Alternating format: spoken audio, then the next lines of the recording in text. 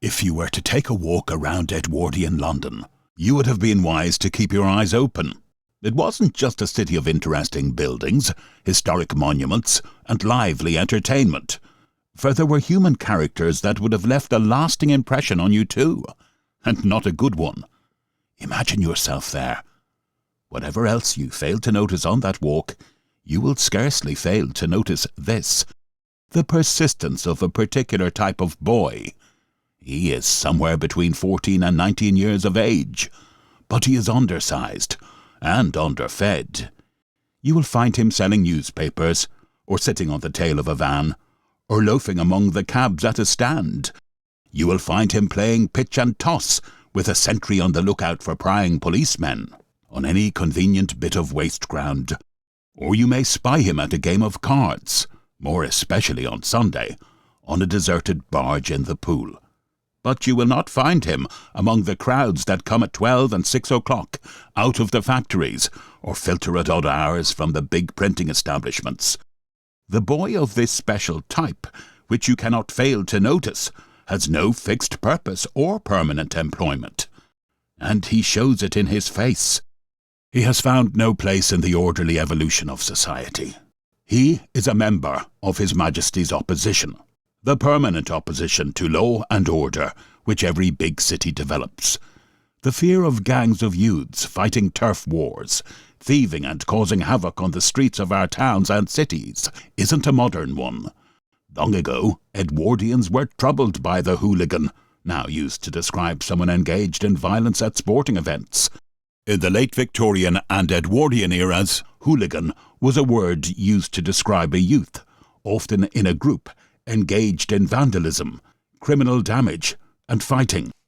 In the early 1900s, some members of the public thought that the punishments handed down by the judiciary for assault and disorder were far too lenient and argued for harsh sentences. Others, such as missionaries who worked with the poor, recognized that the solution lay in its causes and not the penalties. A prison cell was, for some, better than their own homes, and repeated incarceration was often no deterrent. Thousands of children grew up in small rooms, no better than boxes. Few had activities and games. The streets offered an escape and excitement. They became both the playgrounds of the poor and where some juveniles learned vulgar language and even worse behaviour. The streets were their own. That's all they knew. They protected them, and they did so in gangs. Today, in an account of Edwardian London's hooligan gangs by a contemporary journalist, you will learn how and why they fought on the capital streets, discover the weapons they used in battle to settle feuds and gain revenge, as well as learn how bashing toffs for money and jewellery made them the scourge of both the police and Edwardian society. Before we move on, if you're interested in history like this, and you want to find out more about what life was really like for people in the past, please consider subscribing for more content. If you'd like to support what we make for you, check out the description for links to ways you can help us continue bringing the past alive. It is Saturday night in South London around the old Kent Road, Walworth and the Borough, when half of London is at leisure and the other half is ministering to its demand for bread and games. The man who keeps the big coffee stall near the end of the bridge is making ready for his customers, and the policeman who stands hard by stamps his feet to keep them warm. He is not permitted to take a walk, for it is his business to see that the disorder about the coffee stall does not pass reasonable limits. But things are quiet enough at present, and the man in a reefer jacket, bowler hat and thick boots, who ostentatiously ignores the policeman, is quite conspicuously a plain-clothes constable. Now and then, among the strollers and the women returning from market, there passes along a boy, sometimes 2 or 3 together, walking swiftly and with evident purpose. They are not nicely dressed. Though the night is cold, there is not an overcoat among them, but their jackets are buttoned tight. Neckcloths supply the place of collars, and they walk with a curious light tread. shoulders slightly hunched and elbows close to the side, which marks the London street boy. The policeman at the coffee stall looks knowingly at them as they pass. He knows well enough that the belt which this boy is carefully tightening serves other purposes than that of dress. He knows that the unusual stiffness of that boy's arm is probably due to the presence of an iron bar up the sleeve. But there is no law which compels the wearing of braces instead of belts, and the policeman, from experience of his own, deduces the task which lies before some of his colleagues across the river. On the other side of the bridge, these furtive figures scatter through the streets to left and right, for they are moving to an attack on Pentonville, all directed by one mastermind. These are the boys from the borough who have developed a feud with the boys of Pentonville, and their leader, a lad of 17, with a chopper in his breast pocket and some notion of tactics in his head, has foreseen the position of the enemy and designs to place him between two fires. A quarter of an hour later, the movement has been developed. The Pentonville boys have been caught in one of those little streets off the Goswell Road. Belts are off and the buckles swinging. Sleeves lose their stiffening of iron. Here and there, a fortunate boy has a cheap pistol which startles quiet citizens and occasionally kills them. The fighting is independent of the Geneva Convention. There are no rules, only a general desire, born of the instinct of self-preservation, to get at once to close quarters, for fist and muscle are less deadly than buckle, bar, and pistol. Then come the police, if there are enough within earshot, but that is generally after the fight is decided, and only the wounded appear next morning at the police court and give texts for letters to the papers.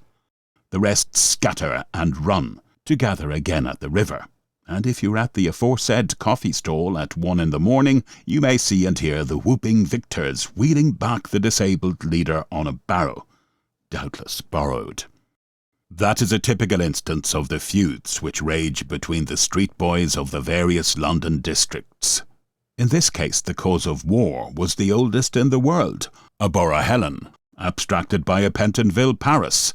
But these mysterious feuds exist, and are fought out between many London districts, and there are times when a Lisson Grove boy would go east of Tottenham Court Road at his peril.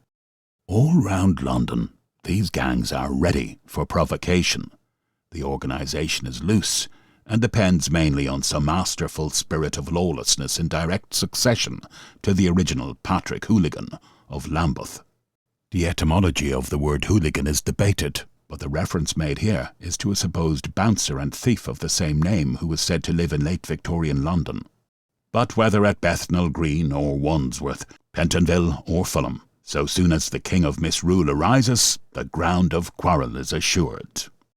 Sometimes the leader of a gang develops qualities of organisation and command which inspire respect among the police, who know quite well that the hooligan is always on the verge of crime, and often topples over. Such was the head of a gang which terrorised Lambeth. He was only about 17 years of age, but he had had a thoroughly good criminal education, and, while he had effected a burglary or two, picked up his living mainly by petty thieving. But he had acquired a remarkable influence over the boys of Lambeth. He made it a point of honour for every boy who aspired to membership of his gang to show a shattered window, a smashed door, or a broken head. The broken head opened the way to a commission in the gang. He had no settled residence. That was unadvisable. But the boys knew where to find him and ask for their orders for the day. And he collected about him as enterprising and capable a horde of young ruffians as you could wish to avoid on a winter's evening. For this lawlessness inevitably leads to crime.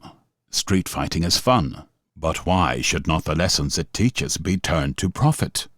From cracking heads for love to bashing toffs for gain is a short step, and the boy who has served his apprenticeship in a gang, such as that of Lambeth, is quite willing and able to commit an unprovoked assault on another's enemy for ½ a crown down and another ½ a crown when the job is done. And we often read the result in the police intelligence, without a thought of the power of the capitalist who has 5 shillings and an enemy. nor is the step from street fighting to highway robbery much longer. Imagine a couple of boys, brought up to the street fighting in which there are no rules, with no fear of God, man, or constable before their eyes, and with no money in their pockets. Imagine them face to face with a lonely wayfarer in evening dress, carrying presumably a watch and a sovereign purse. It is the simplest thing in the world. One boy whips the overcoat back and imprisons the victim's arms, the other goes through the pockets. The work of a moment, and so easy. No wonder the hooligan turns his sport to account. The sandbag, too, is handy. It is an American importation and has made some reputation in New York. Unlike the bludgeon, it leaves no visible mark. Unlike the cheap pistol, it makes no noise. It is easily hidden up the sleeve till required. And a well-directed crack over the head with a sandbag, especially if the sand has been damped, will stun the strongest man for several minutes. Not only gain, but also revenge, is a motive for the hooligan assault, and the existence of a gang which had not been suspected was proved by the following letter which, marked urgent, turned up beneath the nose of an editor of a morning paper. Sir, for your expletive cheek in putting one of our gang away, we have passed a rule that we will have your life.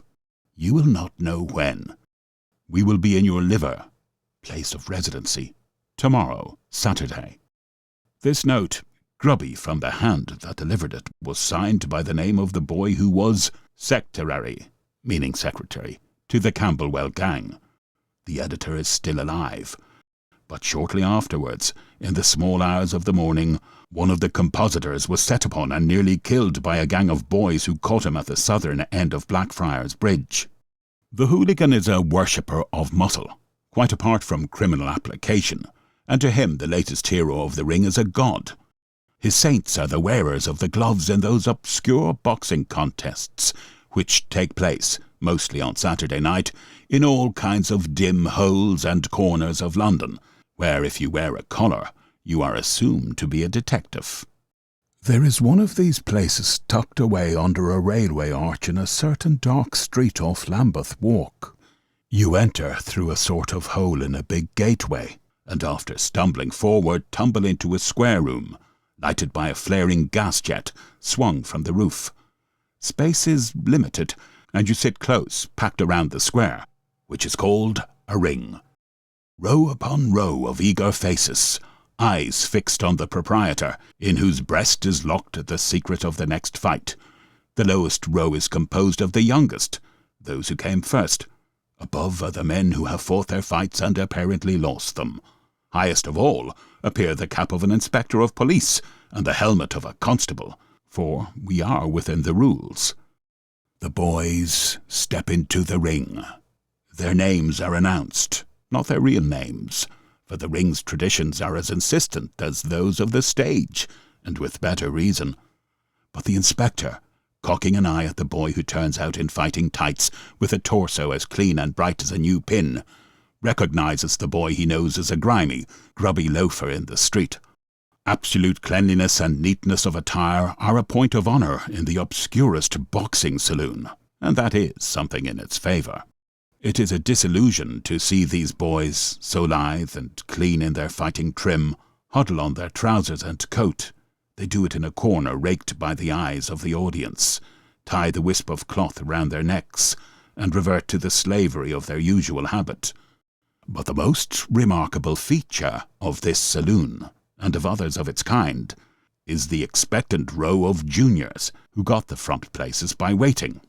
At the least hint of a hitch, if an unexpected combatant delays a moment in facing his antagonist, half a dozen coats are off, half a dozen shirts are pulled overhead, and half a dozen clean, trained, eager boys are calling out, "I'll take him on!"